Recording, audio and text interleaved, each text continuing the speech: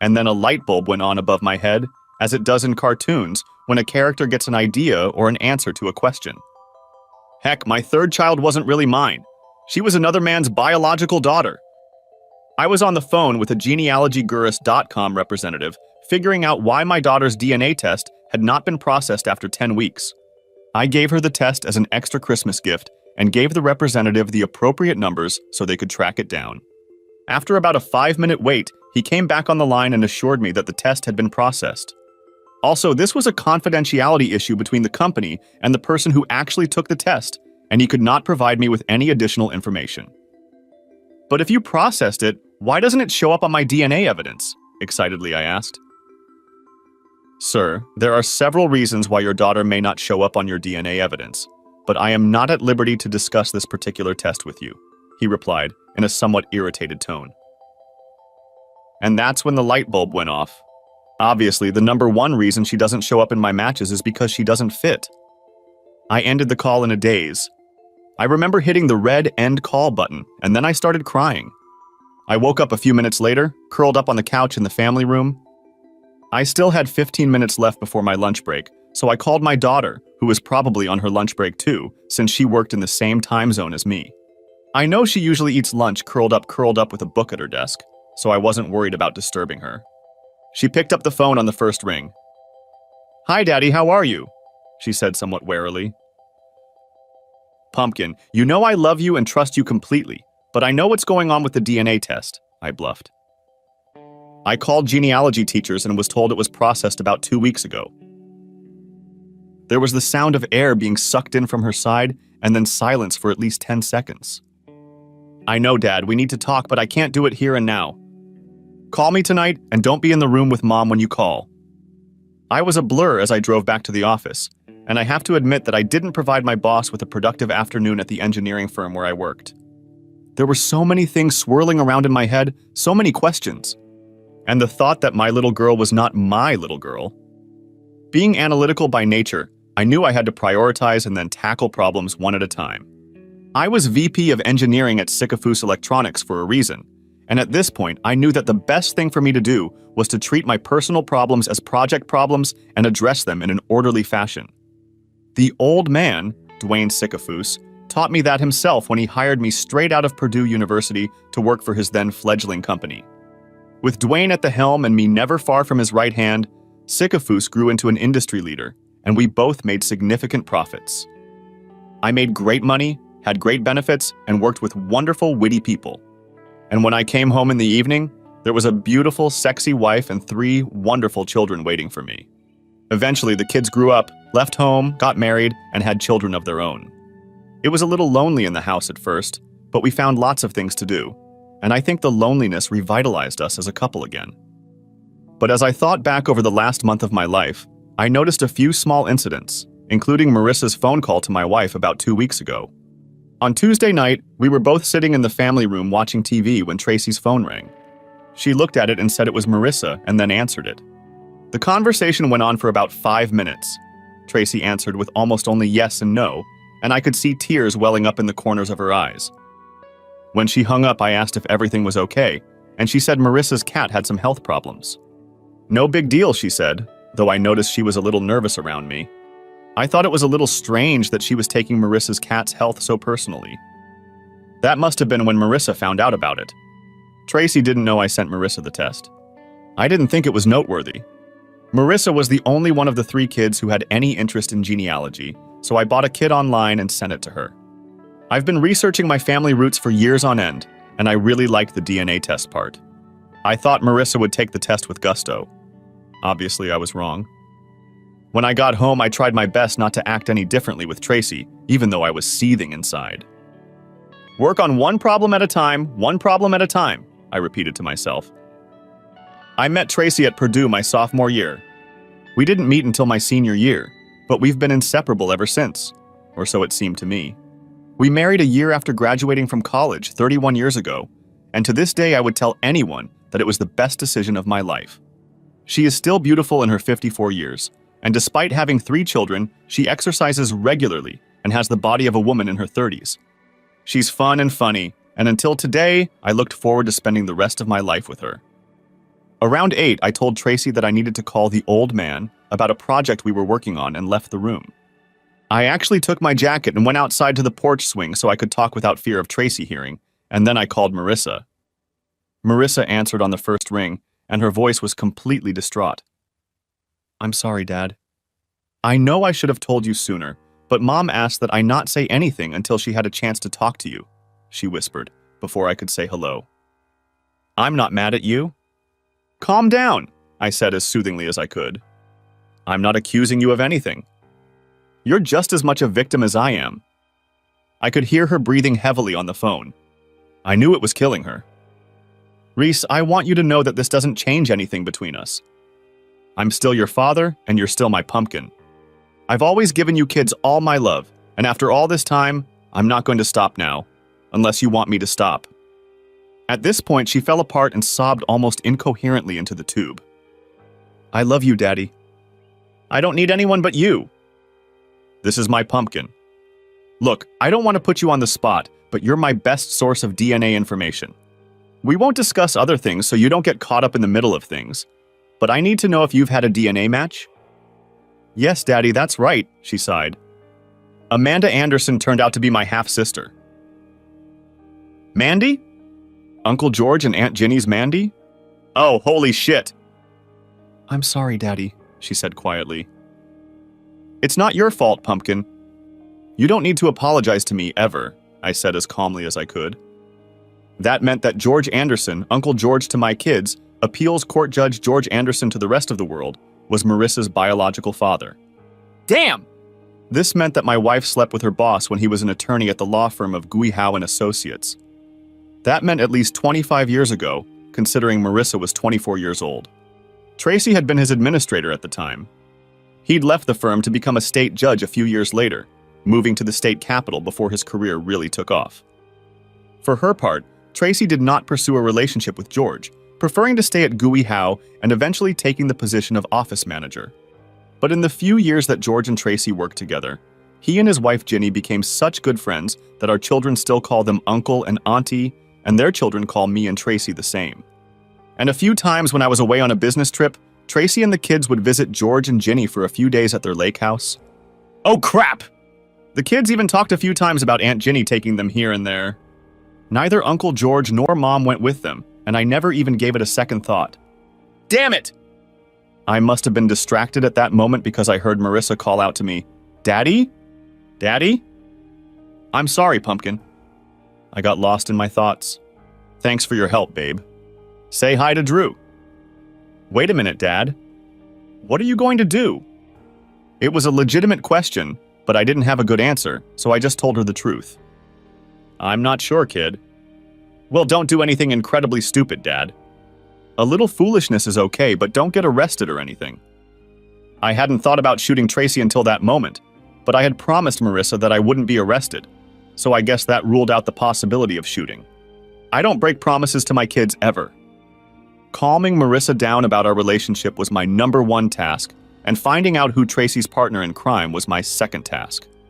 Task number 3 was to start divorce proceedings after I found a new lawyer, because my current lawyer belongs to the firm Tracy works for. This, of course, was not to be done. After I had a good sit-down with the lawyer, I would have to deal with the soon-to-be ex-Mrs. Clark Walters. It was chilly at home. When we were together, Tracy chattered like a magpie. Nerves, I suppose.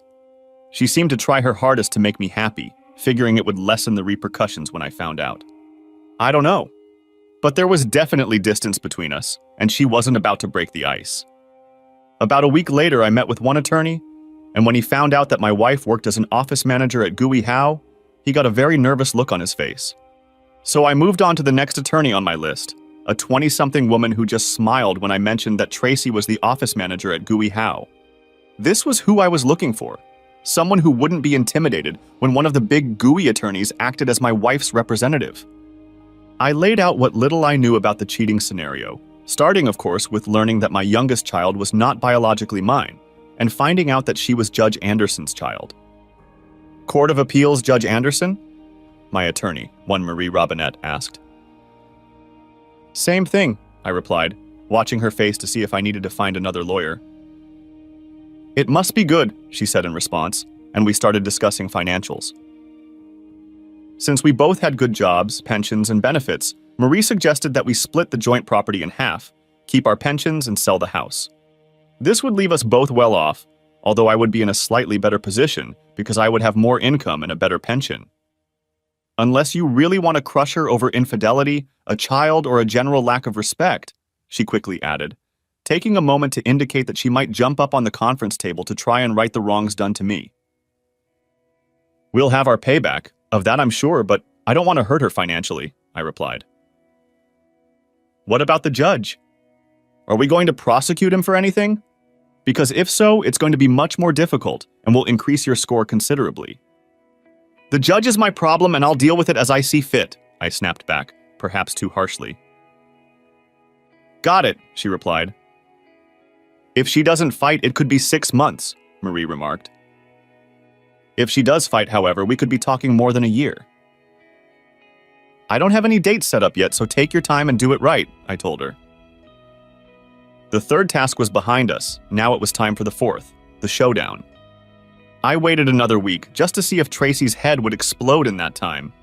Saturday night was our usual date night. Then we'd come home, watch a movie, and make love. But Saturday night sex was always special. We hadn't gone on a date in 2 weeks, and we hadn't had sex in the same amount of time because I just couldn't bring myself to do it after I found out about the affair in Marissa. Tracy didn't even question it, another sign that she knew I was aware, but she was very good at pretending. However, there was an end to that. I took her out to a nice French restaurant, we shared a bottle of wine and even had some great desserts. She was happier than I'd seen her in weeks. And when we got home, I carefully removed her coat, led her to the kitchen table, pulled out a chair for her, and said those famous words, "We need to talk." Tracy sort of half smiled as I poured myself a Jack Daniels on the rocks and offered her something from the liquor cabinet, which she delicately declined. I set my drink on the table, looked her straight in the eye and said, "The floor is all yours." That was a long time ago, Clark. George and I haven't slept together in about 20 years. Can't we just chalk it up as a mistake from a long time ago and leave it at that? I have to admit, I was glad she didn't go out of her way to say the DNA test was wrong, but to try to brush it off by saying it was so long ago it didn't matter anymore? Really?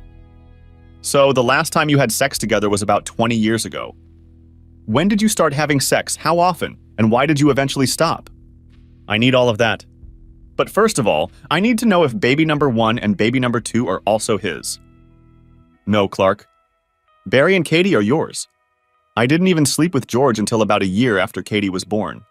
Our affair lasted about 3 years at first, and then stopped when George decided to leave the firm and move up the judicial ladder.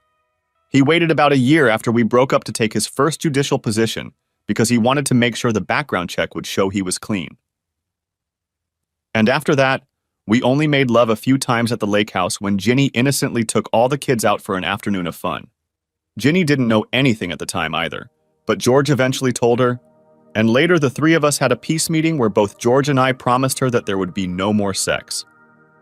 Why didn't you ever tell me that and try to have a peaceful powwow with me? What am I, a freaking liver? I asked sharply. Tracy wiped her hands on her sleeves and replied, I knew I could never tell you. You would divorce me in a heartbeat, and I certainly didn't want that. I loved you, and I still do. You just apparently love George more, I said, starting and stopping at his command without giving me a second thought. I was your backup. No, Clark, I love you with all my heart, she pleaded. No, you loved him with all your heart. You loved him so much that you gave him up so he could realize his career dream while knowing I was your backup plan. You may have loved me to some degree, but you knew I goddamn worshipped the ground you walk on and counted on that and our family to help you through his loss. Tracy dropped her eyes to her knees. The truth hurt, and I knew I'd hit the mark.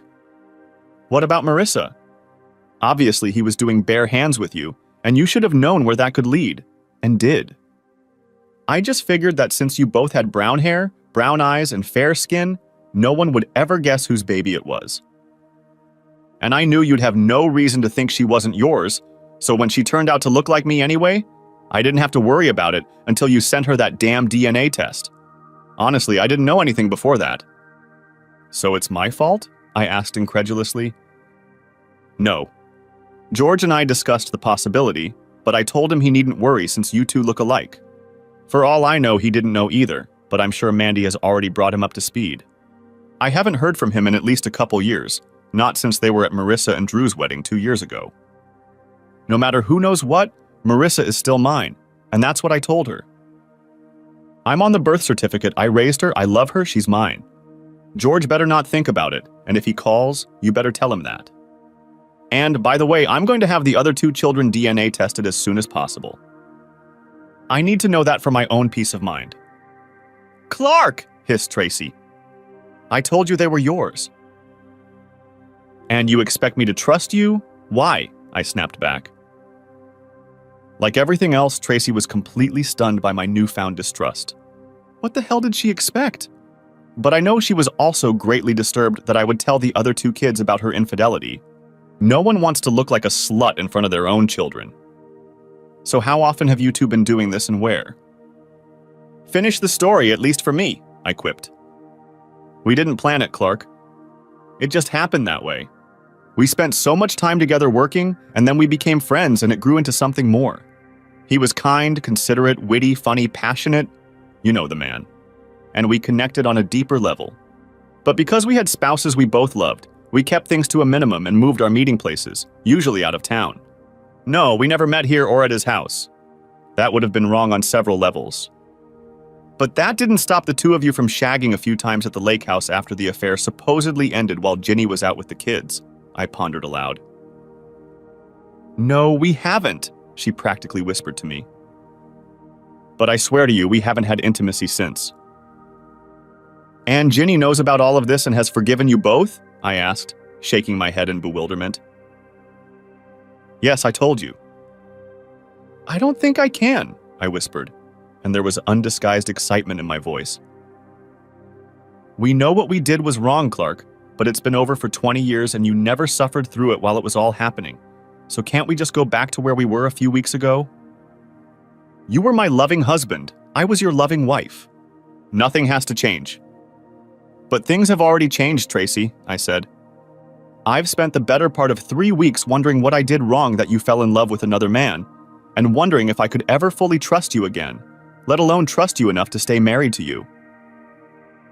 I gave you my heart completely, and you put it in your pocket and took it out when it suited you. It wasn't supposed to be a marriage of convenience. It was supposed to be a marriage of total commitment, of love. At this point, Tracy started crying.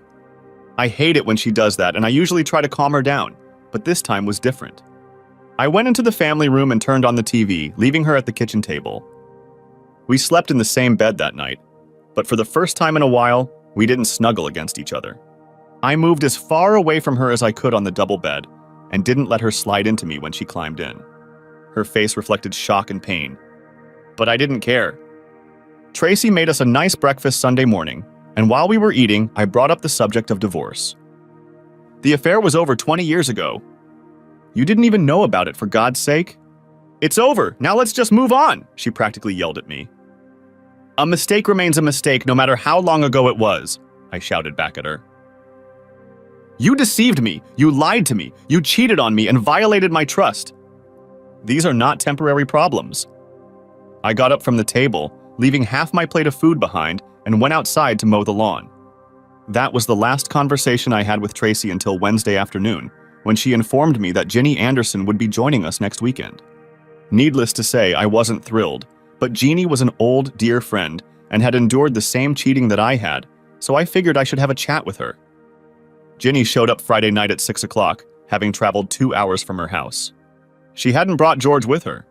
Tracy made stuffed flank steak with mashed potatoes, and I brought a couple bottles of Merlot to go along with it. Conversation was light and friendly during dinner, and then we retired to the family room with glasses of wine to, I assumed, get down to the main event. Ginny began to talk about the affair as a historical subject, very sterile and calm. But as she spoke further, her emotions grew stronger and tears came to her and Tracy's eyes. When George told me about the affair, I assumed it was over years ago and he promised me it wouldn't happen again, Ginny says. I'll admit I was devastated at first, but the more I thought about it, the more I realized that since it was over before I even knew about it, I guess I wasn't hurt too badly. And since I knew that Ginny wasn't some gold digger, I realized how it could have happened. George's personality is kind of addictive, isn't it? Although I didn't know about Marissa until a few weeks ago when everyone found out about it, I guess. I'm really sorry about that, Clark. Ginny never mentioned the few times Tracy and George met after the main novel ended, at the Andersons' lake house. I wondered if they had told her about it. I didn't bother to inquire, but I figured George must be a great lawyer because Ginny was almost apologizing for George having an affair instead of being upset with him. Unfortunately for Tracy, I'm not as settled as Ginny and not as enthralled by her oratory, so I wasn't willing to give Tracy and George a pass like Ginny, even if their romance had been going on for 20 years. I just think back to what my life would be like if I left him and how things would be different for me and the girls, she continues. They say you should always think about whether your life would be better or worse if you left your spouse, and I know mine would be worse. Thank you for sharing this with me, Ginny. It's definitely food for thought. I'll definitely have to consider it, though there are several factors for that, including the fact that unlike you, I wasn't told about the affair. I found out about it completely by accident. Tracy knew it was wrong when she did it, and knew what my reaction would be. So she decided it would be better for everyone if I never found out and just lived in ignorance. And that would have been the case if it hadn't been for the test. And now, 20 years later, I find out that the center of my world loved another man and had an intimate relationship with him, and then turned out to be a saint and dumped him for his career, defaulting back to me. Right, Tracy. My wife didn't say anything during Ginny's story. She just sat quietly while Jeannie told her story. All the while, she was furtively glancing in my direction, trying to gauge my reaction. She didn't know that I knew about her observation, so I sat nonchalantly while Ginny talked, just to piss Tracy off a little. My reaction to Ginny's story wasn't what Tracy would have liked, and neither was Ginny's.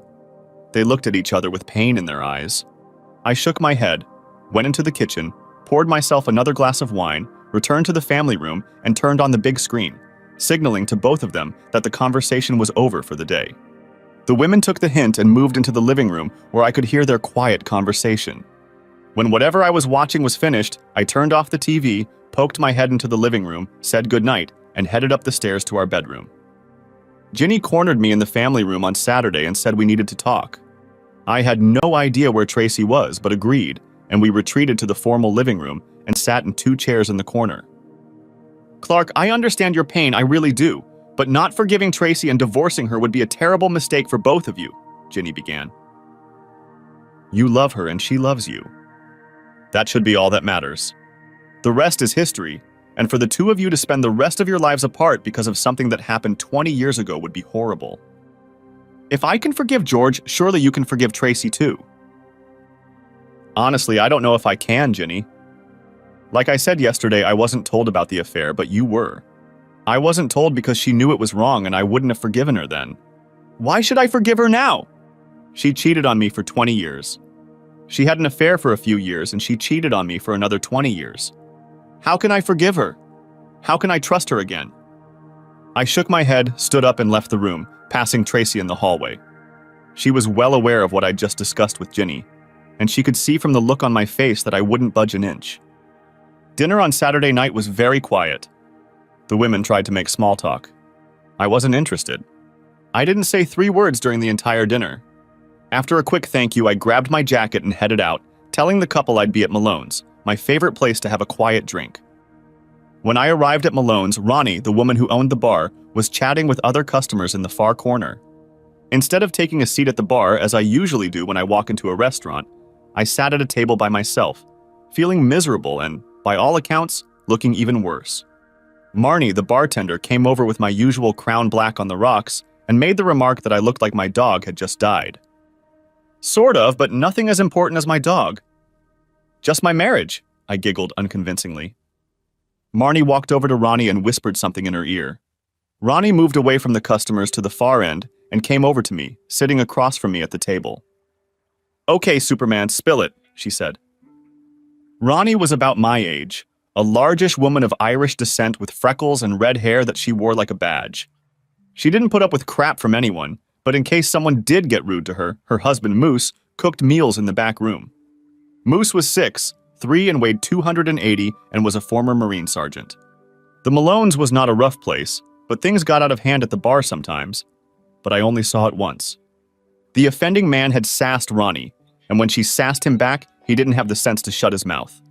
Moose hit him with one punch and then pinned the dumbass to the floor with his foot until the cops arrived to clean up the mess. Ronnie called me Superman because of my name, said it reminded her of Clark Kent, and swore to everyone that even though I was a nice guy with a good job, she didn't want to see me angry. We always had a good laugh about it. I've been coming to Malone's for 20 years, sometimes with Tracy, sometimes without, sometimes to eat, sometimes just to drink. Ronnie and Moose got to know both Tracy and me well, and she could read people, including me, pretty well. She was like the sister I never had. Tracy and I are done, I began. I hadn't told anyone anything up until that point, and admittedly, it felt good to finally talk it out. I found out she cheated on me with her boss about 20 years ago. Not once, not a few times, but for 4 whole goddamn years. Any younger me, Marissa, is his. And she thinks that because it was so long ago, and I didn't know about it when it was happening, I should just accept it and move on. She says she loves me, always has, and she doesn't want to divorce me. That little cheating bitch, exclaimed Ronnie. How dare she? You're not just going to take it and let her stay, are you? If that happened to me and Moose, he'd have my ass up against the wall and the guys hide up next to it. It was good to hear that Ronnie agreed with me. I really appreciated her sensible, unbiased view of things, and if she thought otherwise, it would definitely make me reconsider my position. Look, Superman, it's a matter of respect as much as anything else. I love Tracy, but her deception was not done out of love, and certainly not out of respect. How could she let you think of someone else's child as your own all these years? I explained Marissa's situation to Ronnie, noting that she didn't know for sure, but Ronnie was reluctant to do so, noting that refusing to test the baby was a convenient way of saying she didn't want to know. Did she ever apologize for cheating or just apologize for hurting you? Damn it! That woman was good. She never apologized for cheating. I don't even think she ever apologized for hurting me. I think the only thing she really apologized for was for what I found out, I said. I can't tell you what to do, Superman, but I think she's already told you what you need to do. I'm sorry, Clark. Tonight's Corona is on me and Moose. The remaining bottle is yours, and we'll call you a cab at the end of the night. Give me your keys. I did as I was told. The cab driver delivered me to my house around 2 in the morning. Tracy met us at the door and helped guide me up the stairs to our bedroom. I fell into bed fully dressed. Tracy took off my shoes and socks, and that's how I slept. Late Wednesday night, I got a call from my son at the office. He wanted to talk to me about the situation with Tracy. He didn't say so, but apparently Tracy had decided she needed to bring in the heavy lifting, the kids, to talk me out of the divorce. My son and I are usually on the same page on most issues, but from talking to him, I realized that Tracy had put a lot of effort into this, and it had paid off because he definitely saw her side of the divorce story. Dad, divorcing Mom would be the dumbest thing you've done since you wore a leisure suit in the 70s, he tried to joke with me. Seriously, Dad. Divorce. For something she did 20 years ago that you only found out about a few weeks ago. Just a few weeks ago, you said you loved her and wanted to spend the rest of your life with her. And now you're ready to throw it all away and maybe live the rest of your life alone because of a mistake. Really, Dad? First of all, Barry, a mistake would be what she did the first few times she had sex with him. After a few months, it's already a decision, not a mistake. What would you do if you found out Linda was cheating on you? Probably rip her head off. But you didn't catch her. It's been over for 20 years. The physical act was over. The deception, the lack of respect continued, I replied coldly. Barry, I thought you were smart enough not to get involved and take sides. But you've stepped in where no child should step in. You've come between your parents. And for what, Barry? I'm not going to change my mind. I'm the injured party here and you're pissing me off. I put that woman on a pedestal.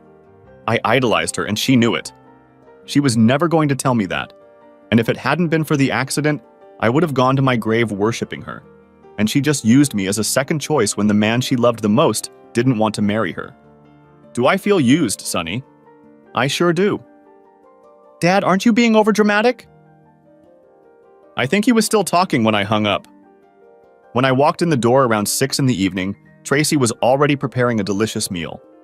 She didn't look happy when I told her I wasn't hungry, poured some Jack into a glass, turned on the TV, and sat down in my favorite chair. She walked in and asked what was wrong. Same shit, different day. My wife cheats on me for 4 years, has a kid with another guy, and now my kids are telling me I'm the bad guy here. Do me a favor. Call Kathy tonight and tell her not to call me tomorrow if she doesn't want to be hung up on like Barry. Tracy lowered her eyes. You'd think after 31 years she'd know not to piss me off on her behalf. What makes you think the divorce won't go through? Said I, raising my voice. Said I, raising my voice. Said I, raising my voice. Not only did you cheat on me for 4 years with another man and have a child with him, but you replaced me in your heart with him. You can sit here and tell me that you weren't in love with him and that if he had asked you to divorce me and marry him, you wouldn't have done it? And here's the thing. You may love me, but you're not in love with me. You're in love with him. I'm just a solid backup plan because you've always known that my heart belongs to you, and I'd do anything for you just to have you as mine.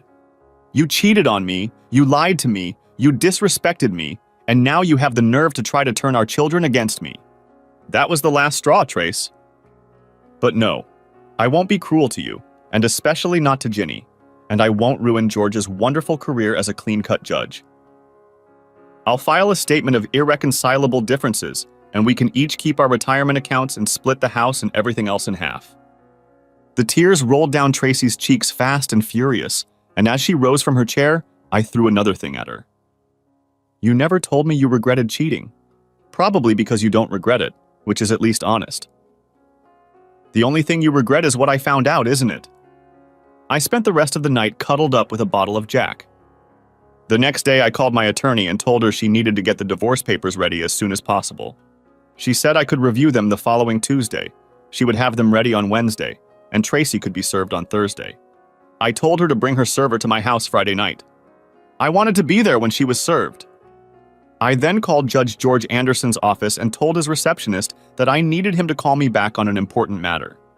He knew exactly why I was calling, and I knew he would call me back as soon as possible. George looked a little worried when he called me back about 2 hours later. Yes, he knew exactly why I was calling, although he didn't think he wanted to do it in his office. I agreed completely and told him I'd be at his house the following Saturday at 10 a.m.